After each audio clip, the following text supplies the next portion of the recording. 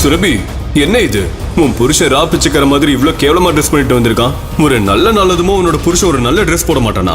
Function இன்னும் சற்று நேரத்தில் ஆரம்பிக்க இருக்க சுரபியை சங்கர் அசிங்கப்படுத்திக் கொண்டிருந்தான். சங்கர், பார்த்து பேசு. என்னோட புருஷன் பழைய ட்ரெஸ் போட்டிருந்தாலும் அவரு கஷ்டப்பட்டு சம்பாதிச்ச காசுல வாங்கின ட்ரெஸ் அது. உன்ன மாதிரி தாத்தாவோட காசுல ட்ரெஸ் வாங்கி போடல. சுரபி அப்படி பேசுவதை கேட்டு சங்கர் அவள் மீது மிகவும் கோபமடைந்தான். அவன் அடுத்த வார்த்தை பேசுவதற்குள் அங்கு புருஷோத்தமன் குரூப் ஆஃப் இண்டஸ்ட்ரீஸின் உரிமையாளர் மற்றும் சேர்மன் புருஷோத்தமன் அவரது செல்ல மருமகள் ரேணுகாவுடன் அங்கு வந்தார். ரேணுகா வேறு யாரும் இல்லை, சுரபியின் தாய். புருஷோத்தமனுக்கு பல்லாயிரம் கோடி சொத்து உள்ளது. 20 வருடங்களாக அந்த ஊரிலேயே நம்பர் 1 பணக்காரராக புருஷோத்தமன் தான் இருக்கிறார். அவருக்கு என்று ஒரு சாம்ராஜ்யமே இருக்கிறது. அது மட்டும் இல்லாமல் அவருக்கு பல வாரிசு உள்ளது. அவருக்கு அடுத்து அவரின் இடத்தை பிடிப்பதுதான் சங்கரின் திட்டமாகும்.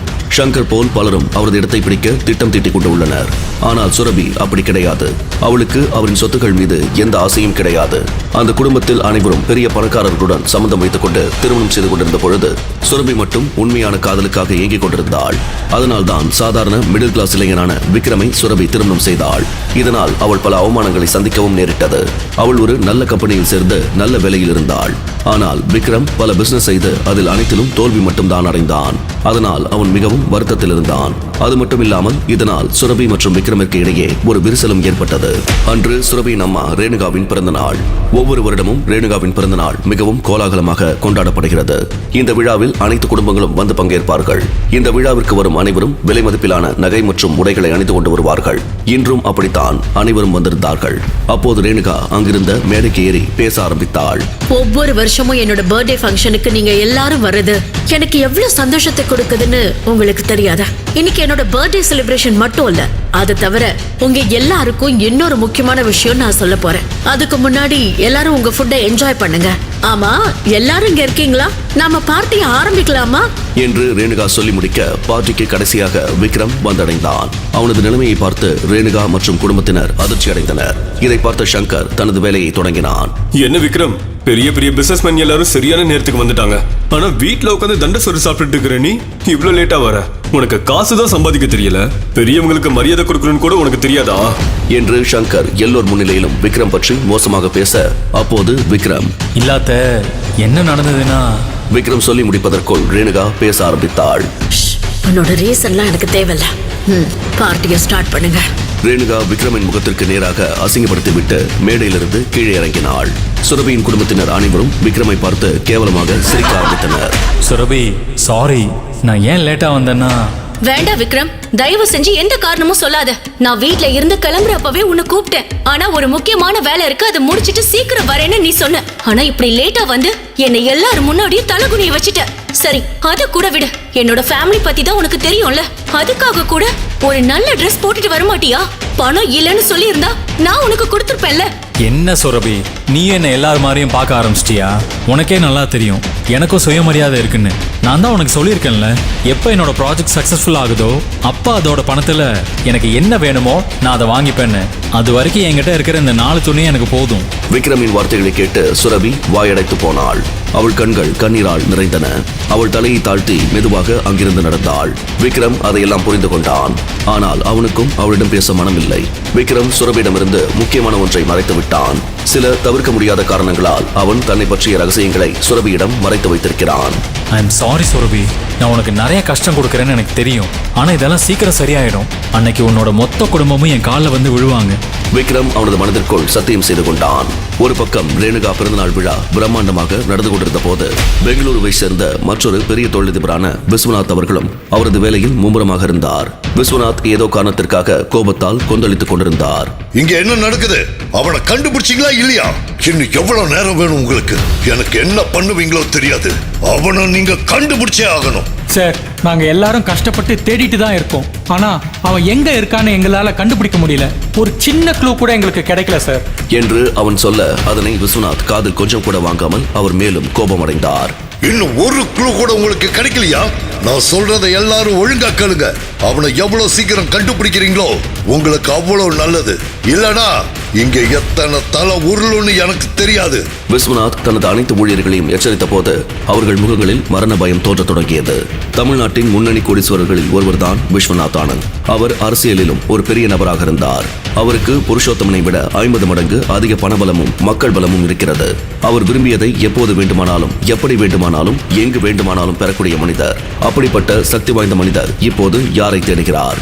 இந்த நிலைக்கு காரணம் என்ன என்றெல்லாம் அவர்களின் ஊழியர்களிடையே பல கேள்விகள் இருந்தன. இதற்கிடையில் ரேணுகாவின் விருந்தில் விக்ரம் யாருடனும் சேராமல் ஒரு மேஜையில் தன்னந்தனியாக அமர்ந்திருந்தான். மேஜையிலிருந்து வெகு தொலைவில் தனது மனைவி சுரபி நிற்பதை பார்த்த அவன் இனியும் வருத்தப்பட்டுக் கொண்டே இருப்பது வீண் என்று உணர்ந்தான். அவன் நேராக கழிப்பறைக்கு சென்று கண்ணாடி முன் நின்றான். கண்ணாடியில் பார்த்த முகம் மிகவும் பயங்கரமாக இருந்தது. சிவந்த கண்கள், கண்ணை பறிக்கும் ஒலி அவனது உடலில் இருந்து வந்தது. சூரியனை பூமிக்கு கொண்டு வருவது போல் தோன்றியது. விக்ரம் கண்களை மூடி அவனது கையை உயர்த்தி மந்திரத்தை கூற ஆரம்பித்தான். அப்போது அவன் உள்ளங்கையிலிருந்து புகை எழுந்தது. அந்த புகையிலிருந்து ஒரு ரகசிய மொபைல் போனும் ஒரு சிப்பும் வெளியே வந்தது. விக்ரம் அந்த சிப்பை மொபைலில் போட்டு ஆக்டிவேட் செய்ய ஆரம்பித்தான். சில நொடிகளில் அந்த மொபைலில் இருந்து சில ஆவணங்கள் செயல்பட தொடங்கின. அதே நேரத்தில் விஸ்வநாத் குரூப் ஆஃப் கம்பெனியில் ஒரு பூகம்பம் ஆரம்பித்தது. ஒரு முக்கியமான இன்ஃபர்மேஷன் ஒன்னு கிடைச்சிருக்கு. என்னாச்சு சார்? நம்ம தேடினதை கண்டுபிடிச்சிட்டோம். என்ன சொல்ற? அவன் கிடைச்சிட்டானா? இப்ப எங்க இருக்கா? அவனை இப்பவே இங்க கூட்டிட்டு வாங்க. சார், அவன் இப்ப எங்க இருக்கான்னு எனக்கு தெரியல. ஆனா அவனோட எல்லா அக்கௌண்ட்ஸும் மறுபடியும் ஒர்க் ஆக ஆரம்பிச்சிடுச்சு. நம்ம ஆல்ரெடி அவன் கிட்ட நெருங்கிட்டோம். அவனை பிடிக்கிறதுக்கு ரொம்ப நேரம் ஆகாது என்று அந்த பணியாளர் சொல்ல விஸ்வநாத், சீக்கிரம் அவனை சீக்கிரமா கண்டுபிடிச்சு என் கண்ணு முன்னாடி கொண்டு வாங்க.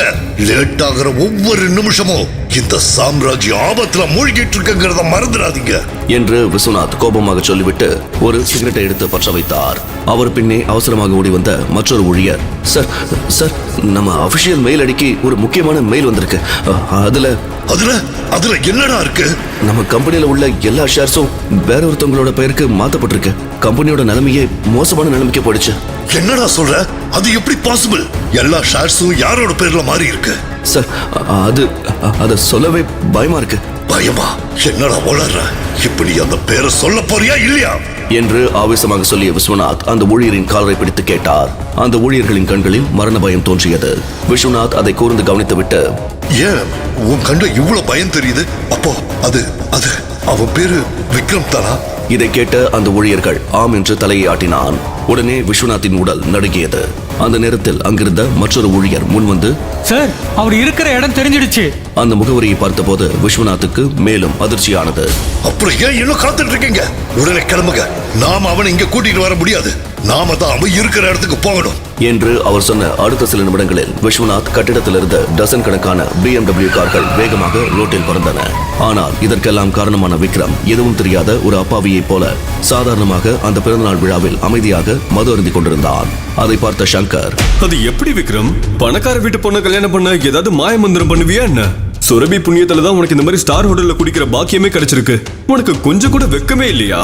திடீர்னு நீ குடிக்கிற ட்ரிங்குக்கெல்லாம் நீ தான் காசு கொடுக்கணும்னு சொன்னா என்ன பண்ணுவ?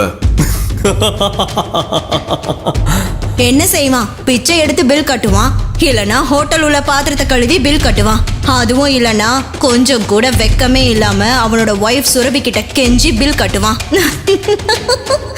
என்று விக்ரமை அசிங்கப்படுத்திய சுரபியின் குடும்பத்தைச் சேர்ந்த மற்றொரு குறும்புக்கார பெண்ணான சம்யுக்தா விக்ரமை பார்த்து சிரித்துக் கொண்டிருந்தாள்.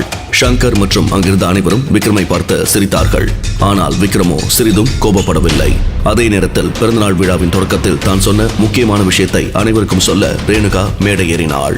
எங்க குடும்பத்தோட பாரம்பரியம் பத்தி எல்லாருக்குமே தெரியும். இது எனக்கு அப்புறமும் தொடரணும். இப்ப இருக்கிறத விட பல மடங்கு வளரணும். அதுக்கு இப்ப நாம பண்ணிட்டு வர பிசினஸும் டீலிங்ஸும் போதாது. அதனால நம்ம பிசினஸ அடுத்த கட்டத்துக்கு கொண்டு போறதுக்காக பல வருஷமா ட்ரை பண்ணி பெரிய கோடீஸ்வரரான விஸ்வநாத்தோட ஒரு பிசினஸ் டீல் சைன் பண்ணியிருக்கேன். இது மூலமா கண்டிப்பா நம்ம பிசினஸ் ஷேர்ஸ் எல்லாம் பல மடங்கு உயர போறது உறுதி. ரேணுகாவின் பேச்சை கேட்டதும் எல்லோரும் ஆச்சரியத்தில் மூழ்கி நின்றனர். ஏனென்றால் விஸ்வநாத் குரூப்ஸ் எந்த பிசினஸ் டீலுக்கும் அவ்வளவு எளிதாக ஒப்புக்கொள்ள மாட்டார்கள். இதை கேட்டு அனைவரும் மிகவும் மகிழ்ச்சி அடைந்தனர். சங்கர் கூட ஏற்கனவே தனது மனதில் பல கனவுகளை உருவாக்கியிருந்தான். ஆனால் அங்கே மூலையில் அமர்ந்திருந்த விக்ரம் மட்டும் ஒரு சிறிய புன்னகையுடன் அனைவரையும் பார்த்துக் கொண்டிருந்தான். பின்னர் அந்த நட்சத்திர ஹோட்டலுக்கு வெளியே ஒரு பெரிய கலவரம் வெடித்தது. யாரும் நினைத்து பார்க்க முடியாத ஒரு சம்பவம் அரங்கேறியது. விஸ்வநாத்தின் கார்கள் வந்து அங்கே பரபரப்பாக நின்றன. விஸ்வநாத் மற்றும் அவரது ஊழியர்கள் அவர்கள் வேகமாக நடந்து சென்று ரேணுகாவின் பிறந்தநாள் விழா நடைபெற்ற மண்டபத்திற்குள் நுழைந்தனர். ரேணுகா மற்றும் அவரது குடும்பத்தினர் அவர்களை பார்த்து ஆச்சரியத்துடன் நின்றனர். இவ்வளவு பெரிய மனிதர் ஏன் இங்கு வந்தார் என்று எல்லோரும் அதிர்ச்சி அடைந்தனர். ஆனால் ஏதோ ஒரு மர்மமான காரணத்திற்காக குடும்ப தலைவரான புருஷோத்தமன் மட்டும் மௌன பார்வையாளராகவே இருந்தார். அப்போது ரேணுகா மேடையிலிருந்து இறங்கி விஸ்வநாத்தின் முன் நின்று மிகவும் பணிவாக பேசத் தொடங்கினாள். விஸ்வநாத் சார், நீங்க இங்க வருவீங்கன்னு நான் கனவுல கூட நினைச்சதில்ல. நம்ம கம்பெனிக்குள்ள நடந்த பிசினஸ் டீல்ஸ் பத்தி நான் இப்பதான் சொன்னேன். அதுக்குள்ள நீங்களே இங்க வந்துட்டீங்க. இந்த நாளை எங்களால மறக்கவே முடியாது. ரேணுகா பேசுவதை நிறுத்த சொல்வது போல் விஸ்வநாத் கையசைத்து விட்டு போதும் என்று கூறினார். ரேணுகா, இதுக்கெல்லாம் எனக்கு நேரம் இல்ல. நான் உங்களை பார்க்கவோ இல்ல உங்க விழாவில் கலந்துக்கவோ இங்க வரல. நான் விக்ரம் சார் கிட்ட பேச வந்தேன். விக்ரம் சார், நீங்க என்ன மன்னிக்கணும். அவர் இதை சீரியஸாக சொன்னதும் அங்கிருந்த அனைவரும் பயத்தில் நடுங்கினர். சுரபி தன் கணவர் விக்ரமின் முகத்தை ஆச்சரியத்துடன் பார்த்தாள். சங்கரும் அதிர்ச்சியில் உறைந்தபடி அங்கேயே நின்றான். விஸ்வநாத் சார், நீங்க என்ன சொல்றீங்க? நீங்க வந்து பாக்குற அளவுக்கு இவன் பெரிய ஆளா? நீங்க சொல்லி இருந்தா நாங்களே அவனை உங்க இடத்துக்கு அனுப்பியிருப்போமே. ஆமா, அவனை ஏன் நீங்க? ரேணுகாவின் பேச்சு விஸ்வநாத்துக்கு மேலும் கோபத்தை ஏற்றியது. பின்னர் விக்ரம் தனது மேஜையிலிருந்து ஸ்டைலாக எழுந்து விஸ்வநாத்தை நோக்கி நடந்து வந்து முன்னால் நின்றான். பல மாதங்களுக்கு பிறகு விக்ரமை நேராக பார்த்துக் கொண்டிருப்பதால் விஸ்வநாத் நடுக்கத் தொடங்கினார். அவர் விக்ரம் முன் மண்டியிட்டு அவன் இரு கைகளையும் பிடித்து முத்தமிட்டார். இதை பார்த்து ரேணுகாவும் அவள் குடும்பத்தினரும் அதிர்ச்சி அடைந்தனர். உண்மையிலேயே யார் இந்த விக்ரம்? இந்தியாவிலேயே மிகப்பெரிய பிசினஸ் குரூப்பின் ஓனர் 4 ஜோடி ஆடைகள் மட்டுமே இருக்கும் ஒருவனின் முன் ஏன் மண்டியிட்டார்? விக்ரமின் உடலில் இருந்த அந்த விசித்திரமான சக்திக்கு பின்னால் இருந்தது அவனுடைய பல வருட தவமா, அல்லது இது ஒருவித மந்திர சக்தி விளையாட்டா? அவன் கையிலிருந்து வெளிவந்த அந்த ரகசிய சிப்பின் ரகசியம் என்ன? தன்னை மதித்து நேசித்த தனது மனைவி சுரபியிடம் விக்ரம் தன்னை பற்றிய உண்மையை ஏன் மறைத்தான்? விக்ரமின் உண்மையான முகத்தின் ரகசியம் தெரிந்த பிறகு சுரபி என்ன செய்வாள்? இந்த சுவாரஸ்யமான கேள்விகளுக்கு விடை தெரிந்து கொள்ள பாக்கெட் எஃப்எம் டவுன்லோட் செய்து கேளுங்கள். மிஸ்டர் லோக்கல் முற்றிலும் இலவசமாக. லிங்க் டிஸ்கிரிப்ஷனில் கொடுக்கப்பட்டுள்ளது.